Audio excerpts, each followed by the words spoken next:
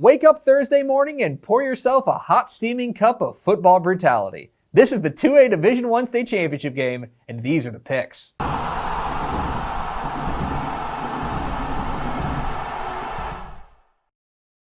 Welcome into the picks presented by All-Star Inflatables, your guide to Texas High School Football State Championship games. My name is Greg Tepper of Dave Campbell's Texas Football and TexasFootball.com. Thank you so much for tuning in. Today, we're previewing the 2A Division I State title game. 11 a.m. Thursday morning at AT&T Stadium in Arlington. It's the Class 2A Division I State Championship game between the Post Antelopes and the Shiner Comanches. What are the keys to this matchup? Key number one, Slobber Knocker. If you like hard-hitting, physical, angry, violent football, you will really enjoy this game.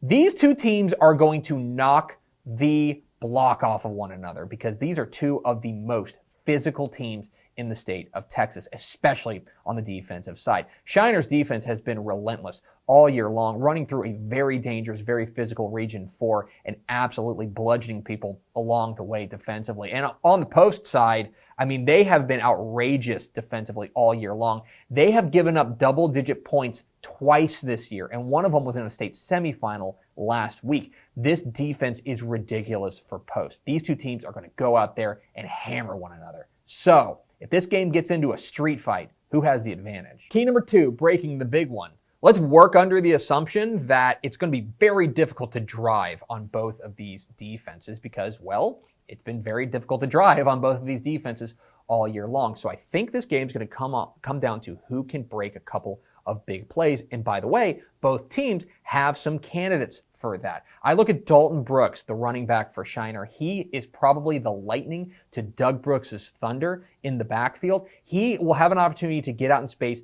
and make some guys miss. On the Post side, it's Ashton Jefferson. I really like this kid. I think he has a great balance to his game, able to run with speed and with power. I think he's got an opportunity to break a couple of big ones. So if you're not able to drive on your opponent, can you hit a couple of home runs? And key number three, plan B. Both these teams have a pretty similar identity. They line it up and they run it at you offensively. But going up against these defenses, I don't know if you could tell, I think this is going to be a pretty defense-first game.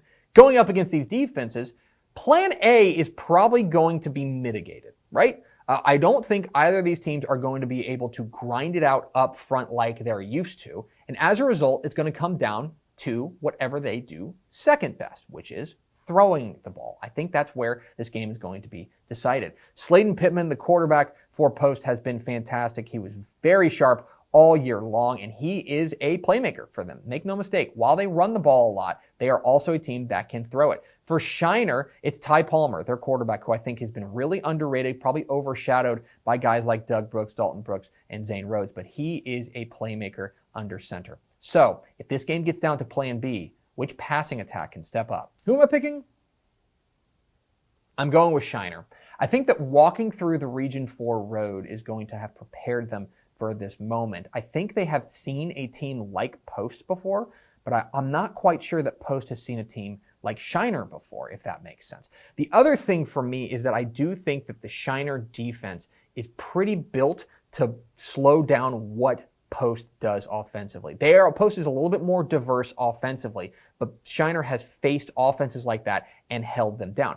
For Post, I think a lot of this game comes down to those two superstars, Ashton Jefferson and Sladen Pittman, making plays. And I've gone back and forth in this game about 4 times, so I'm glad I'm getting it on wax right now so I don't have to re-record it later because basically I think this game is pretty much a coin flip. This is going to be a hard-hitting, physical matchup, but I lean towards the Comanches. I think Shiner brings home the 2A Division I State Championship. And those are the picks. What am I wrong about? Leave comments down below and don't forget to hit that subscribe button.